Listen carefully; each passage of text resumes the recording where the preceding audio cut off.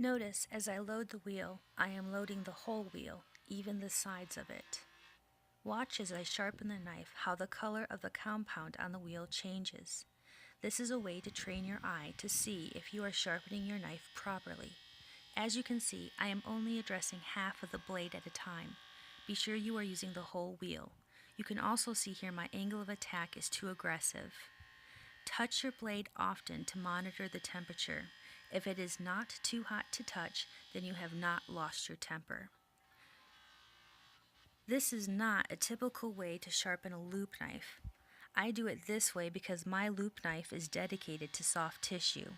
To sharpen a loop knife this way, I use the side of the wheel. You can see my angle of attack is much more conservative, and this side of my knife is always sharpest.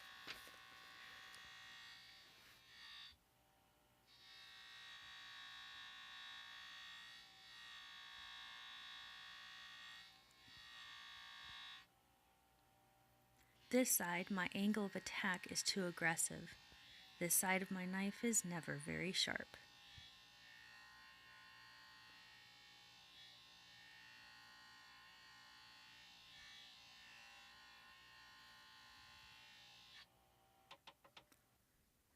Using the strop is much nicer in warmer weather.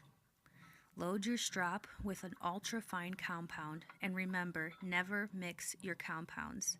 Each strop and each wheel is dedicated to one compound only.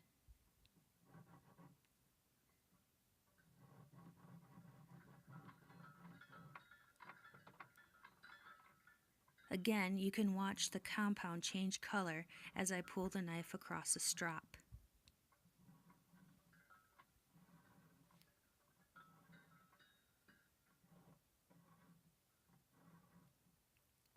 Run the back of the knife up the strop once or twice to address the burr.